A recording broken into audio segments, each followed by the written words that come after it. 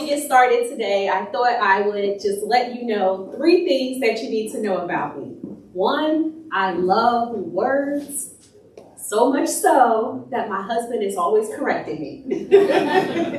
And that could be a good thing or a bad thing, but for 20 years, it's kind of like, honey, can you not keep correcting me? But what I've learned from him correcting me is that I'm able to articulate my words. And I have typically thought that I've created a word called Wordology, but I haven't, and I love that, so I like to consider myself a wordologist. Don't know if that's a true word or not, need to look it up, but I do consider myself a wordologist. And so the last thing that you need to know about me is that I am passionate about helping people to get through their creative process. And I started out in the banking industry at the age of 19 for working for one of the largest banks. And there's a couple things that happened as I was going through my process. So here I am, I'm 19, I'm working for one of the largest corporations in the country, and my world collided, right? So my business side collided with my creative side. And as they collided together, a couple of things happened. And today I want to share my process with you and how that journey unfolded. So the first thing that happened was, over the years, working for this company, and I'm in management, and I'm like, I'm really not working in my zone of genius, but I'm good at what I do, right? And a lot of times we take a job and we may work that job because it seems like that's where we should be. But you realize, I have a little bit of creativity in me. So as I was getting my undergrad degree from Rutgers University, I was studying criminal justice because at the time I thought I was going to be an attorney and go on and become a judge. To my surprise, I fell in love with theater. And when I fell in love with theater, I ended up getting an undergrad in theater arts. So here I am, this girl working in this financial institution with this degree that I'm not really using, and a couple of things happened. So my manager at the time, I had left the banking side and I had went into the actual insurance side. And so I'm working closely with the managing director, and she's like, I know that you come from the banking side, and I want you to come into my office. And I'm like, okay. And she's like, shut the door. And so I clutch my pearls a little bit because I'm like, okay, what's happening? Am I getting, the pink slip? Are we, something happening? And this particular bank, we were going through a lot of different merges and a lot of different changes. And I was a little nervous, in fact, and I thought, maybe this is my time where I'm going to get let go. Furloughs were happening. And to my surprise, when I went in her office, I shut the door. She said, have a seat, have a seat. So I go in to sit down, and she says, Terreill, I'm going to be real with you. I need you to give me a plan for my finances. And I said, excuse me? She said, yeah, I'm having some trouble with my finances. Can you help me? And it was that moment that I realized a couple of things. 1, I'm not working in my zone of genius. 2, I need to really dial into what my true purpose is. And 3, I need to be able to monetize it so that I can create my own income. And that was the shift that I needed to make so that I could really just take care of my own creativity and the things that I wanted to do. Now, this process did not come easy at all, right?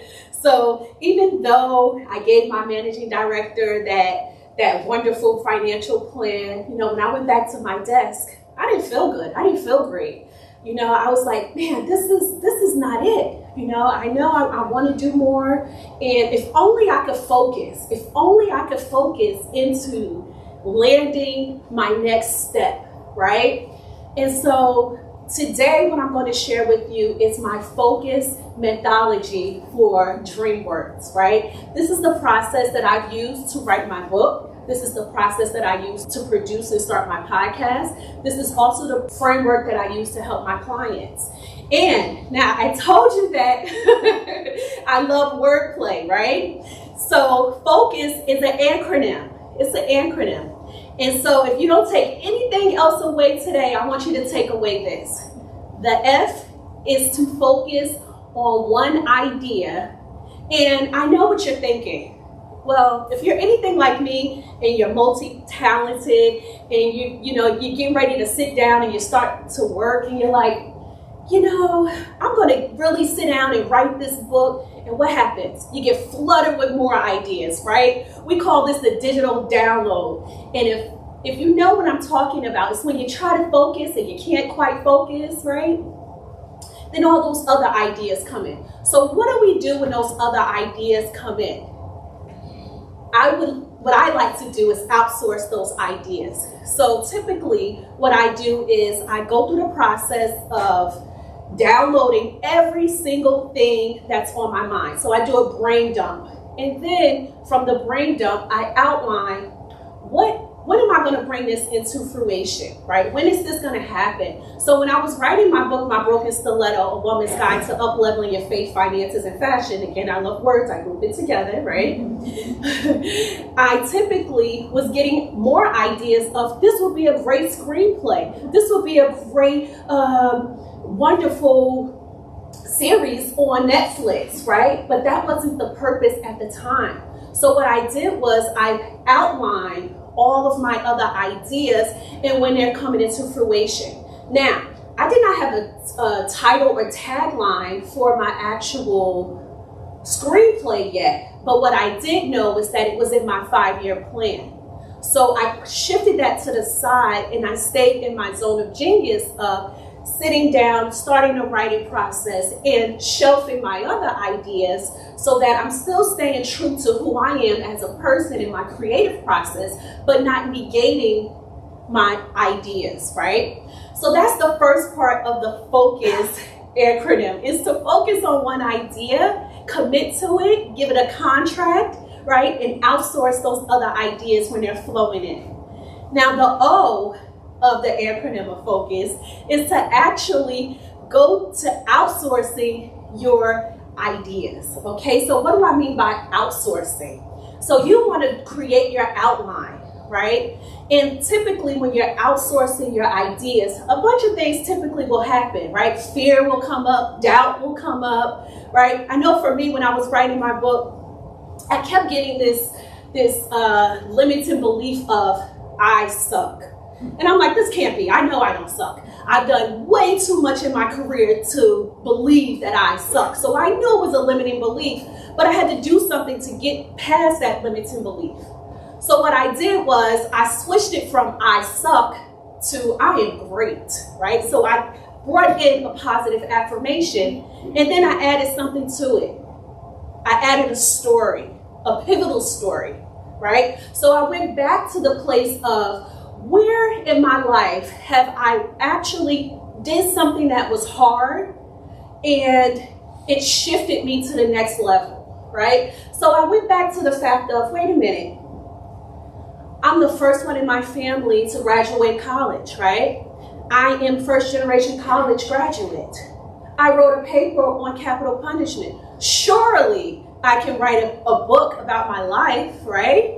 And then I started to say, okay, these pivotal stories are going to push me along and I need them, right? So outsourcing your ideas is important so that you can tag along all of the negative things that can creep in like fear and doubt, okay? So that is the O of the FOCUS acronym. The C is my favorite part, right? Because this is when you start creating, right? So C is when you start creating your actual work and cultivating it, right? So what do I mean by cultivating your creative work, right? So if you have already created an outline, let's say you are writing a book, right? Or you're writing music, right? Typically, if you're writing, I'll do music first. If you're writing music, typically I would do the lyrics last and I would start with the hook first and back into the actual concept of the song, right? When I'm writing a book, I actually elevate that outline from a book to a blueprint. So this is the foundation of the book that is going to grow into the actual story so that you're not all over the place, right? So it's kind of like if you're building a house, it would be the architect of the house. Your story, when you're writing a book, that blueprint is your foundation for your story, right? And then we take it a little bit further and you get to that U, right? So the U in the acronym is utilizing your resources. And after you've compiled all of your works together, sometimes people will use notebooks, they will use visual concepts. For me, I love anything that's visual, right? So that's either a storyboard or a mind map. My favorite mind map is called Coggle It, okay? It's wonderful. If you don't know what that is, you want to get into Coggle It because it is a beautiful outline where you can actually see what you are creating. It has beautiful arms and colors, and it will, everything that you're thinking, you can now see that in front of you, right? So it's important that you just don't have things scattered all over the world, but that you have them in one organized place so that you can go from A to Z. And now you have all of the supporting details of your actual story or whatever creative works that you are working through. And the last part of the actual focus mythology is support. Now, there's two parts to this support. Now, I'm a mom, and I have a husband, I have a family, and people always ask me all the time, how are you creating this stuff? How are you doing this? And it's twofold. So the first fold is the support of my inner circle, right? So this is actually setting up meetings in my household. So when I was writing my book, I had a monthly meeting with my family. I also had a weekly meeting with my family.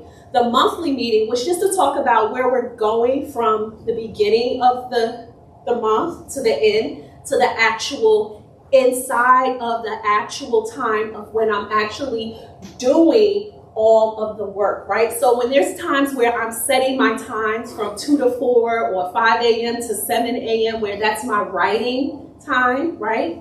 That's the time where I had the conversation with my husband.